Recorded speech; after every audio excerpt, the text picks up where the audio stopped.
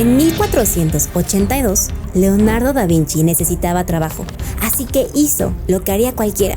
Envió lo que hoy se considera el primer currículum de la historia. La carta se conserva. Está dirigida a Ludovico Sforza, el hombre más poderoso de Milán, y es, en el fondo, una lista de todo lo que Da Vinci decía saber hacer. Enumera 10 cosas. Las primeras 9 son máquinas de guerra. En ninguna de ellas se menciona ni un pincel. En el 10º, el último, habla por fin de lo que sabía hacer en tiempos de paz. Construir edificios, mover agua de un lugar a otro, esculpir en mármol y en bronce. Y ahí, en la última línea del último punto, después de todo lo demás, agrega que también sabe pintar.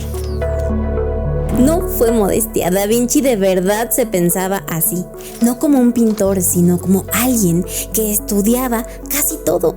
Abría cuerpos para entender cómo se movían los músculos. Diseñaba máquinas voladoras observando a las aves. Anotó durante años cómo se comportaba el agua al moverse.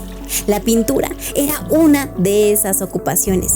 Hoy, a una persona como él, se le diría que le falta foco, que está disperso, que necesita con urgencia encontrar su nicho. Y aquí está lo curioso.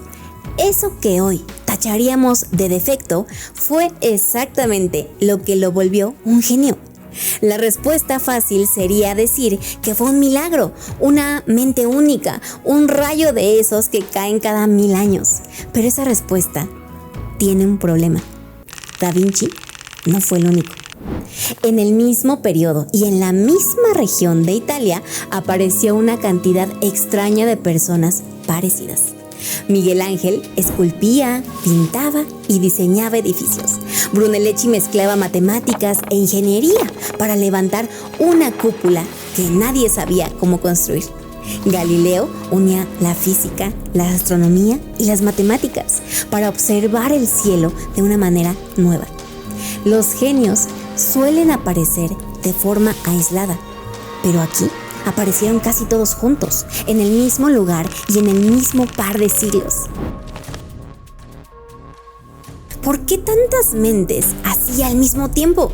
¿Por qué esa curiosidad que hoy llamaríamos falta de enfoque en aquella época resultaba tan valioso?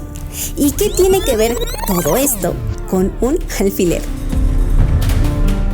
En 1776, un economista escocés se obsesionó con la fabricación de un objeto pequeñito, un alfiler. Calculó que si un hombre intentaba hacer todo el proceso solo, estirar el alambre, cortarlo y afilar la punta, con suerte produciría un solo alfiler en todo el día. Pero después analizó qué pasaba si ese mismo trabajo se dividía entre 10 personas y el resultado fue de 4,800 alfileres por persona cada día. Si dividir un trabajo lo hacía más eficiente, alguien terminó haciéndose la pregunta lógica: ¿y si dividiéramos también el conocimiento? Poco a poco, cada saber se fue cortando en pedazos, cada vez más pequeños. Un médico para el corazón, otro para el hígado y otro que dedicaba su vida entera a conectar ambos.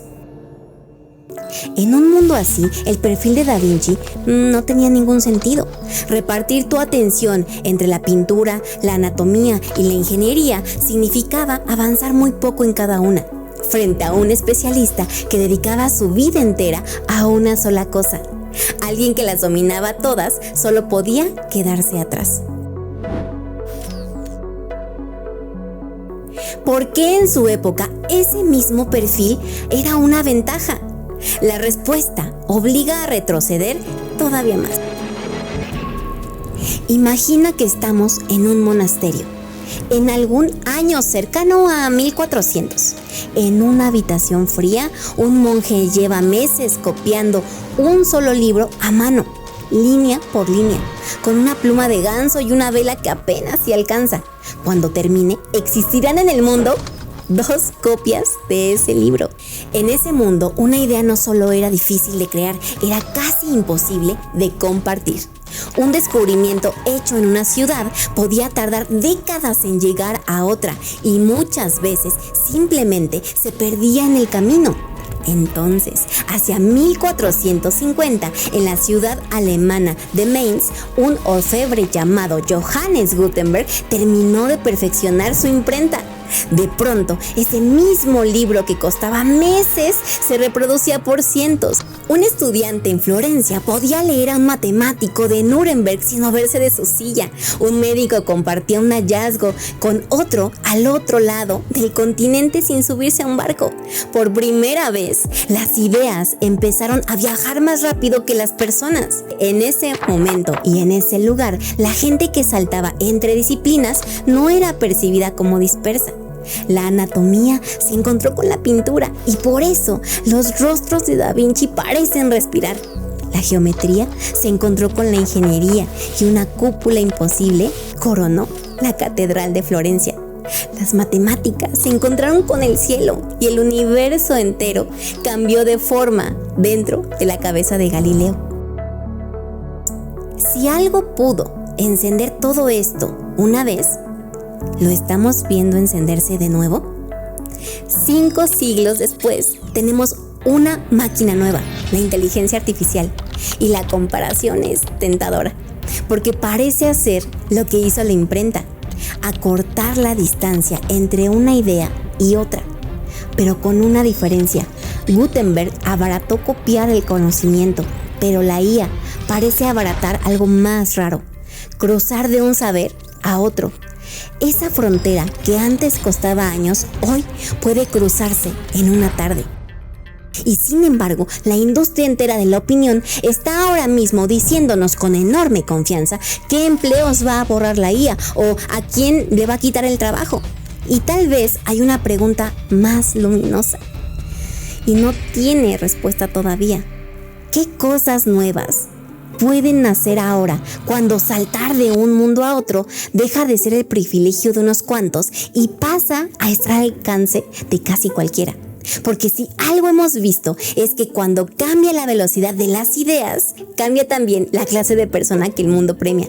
La era de la fábrica premió a quien repetía una sola tarea a la perfección, 1000 veces, sin levantar la mirada. Quien domina un solo campo hace preguntas brillantes dentro de su propia habitación, pero quien se asoma a varias habitaciones empieza a ver en los pasillos esas conexiones que nadie más nota. Y es ahí en donde casi siempre nace lo que todavía no existe. En el pasado, Adam Smith se asomó a una enciclopedia francesa y le cambió la forma al trabajo durante 2 siglos. Hoy, un software puede leer un currículum en medio segundo y descartarlo por disperso, por no encajar en una etiqueta, por no tener un nicho claro y sin darse cuenta podría rechazar a un genio. Y lo descartaría porque durante los últimos 2 siglos es lo que se ha premiado. Pero las profesiones cambian, las herramientas se oxidan, las tecnologías pasan, pero las mentes que mueven el mundo casi nunca se enamoraron de una sola disciplina. Se enamoraron de un problema y usan todo lo que tienen a su alcance para resolverlo. Y la pregunta es si ese mundo está volviendo a emerger.